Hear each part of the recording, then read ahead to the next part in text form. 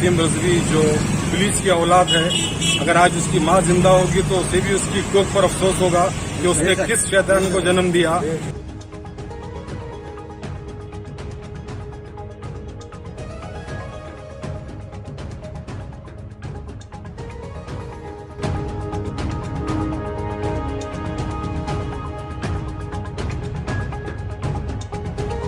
आप सभी का स्वागत है मुस्लिम एक्सप्रेस आपकी आवाज़ आपकी ताकत में। शिया वक्फ बोर्ड के पूर्व अध्यक्ष वसीम रिजवी की उस जनहित याचिका पर बवाल हो गया है जिसमें उन्होंने सुप्रीम कोर्ट से मांग की है कि कुरान शरीफ की ये 26 आयतों को हटा दिया जाए। रिजवी के मुताबिक ये खास आयतें मनुष्यों को हिंसक बना रही है और आतंकवाद सिखा रही है। इन्हीं आयतों को कोट करके दुनिया के लोग आतंकी बनाए जाते हैं, ऐसा वसीम रिजवी का दावा है। एक बड़े इस्लामी सम्मेलन में जिसमें शिया और सुन्नी समुदाय के उलेमा शामिल हुए, उन्होंने कहा कि रिजवी को इस्लाम से खारिज किया जाता है और मुल्क के किसी भी कब्रिस्तान में दफन नहीं होने दिया जाएगा। इस बीच देर रात लखनऊ के तालकटोरा की करबला में, जहां रिजवी ने एडवांस में कब्र बुक कराई है जिसे हयाती कब्र कहते हैं, बहुत सारे मुस्लिम किसी कब्रिस्तान या करबला में अपने पसंद की जगह खरीद लेते हैं, अपने नाम का पत्थर लगा देते हैं, इस कब्र का रिप्लिका बना देते हैं, बाद में यहाँ उन्हें दफनाया जाता है। वसीम रिजवी के नाम की कब्र के नाम के पत्थर को कुछ लोगों ने तोड़ दिया है।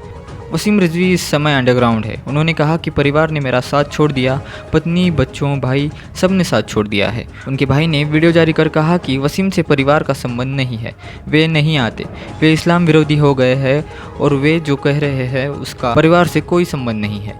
बिस्मिल्लाहिर्रहमानिर्रहीम। मैं एक ऐलान कर रहा हूँ कि सैयद वसीम रिजवी से हमारा कोई ताल्लुक़ नहीं है। मैं उनका भाई हूँ छोटा, न मेरी माँ का है, न मेरे भाई का है, न मेरी बहन का, किसी का कोई ताल्लुक नहीं है उनसे। वो पागल हो गए हैं, मजनून हो गए हैं, वो जो समझ में आते हैं वो करते हैं। न वो नमाज न रोज़ा कुछ करते नहीं, न उनको दीन न इस्लाम से कोई मतलब है, इसलिए वो इस तरह की बातें बोलते हैं। जो दीन और इस्लाम से जुड़ा होता है,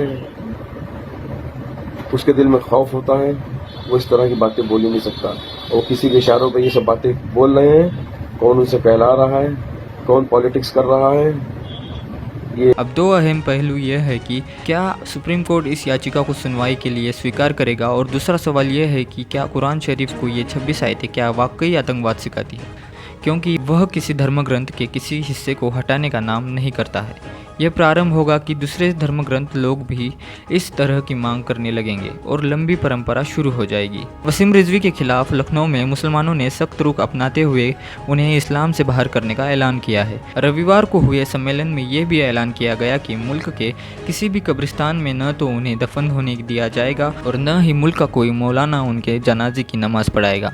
वसीम रिजवी ने सुप्रीम कोर्ट में एक याचिका दाखिल कर कहा है कि कुरान की 26 आयतें आतंकवाद सिखाती है, इसलिए उन्हें कुरान से निकाल दिया जाए। इसके पहले भी एक अदालत ने हत्या के एक मामले में वसीम रिजवी को तलब किया था। तो ये थी आज की खबर। तब तक के लिए आप देखते रहिए आपका मुस्लिम एक्सप्रेस, आपकी आवाज़ आपकी ताकत। मुस्लिम एक्सप्रेस, आपकी आवाज़ आपकी ताकत।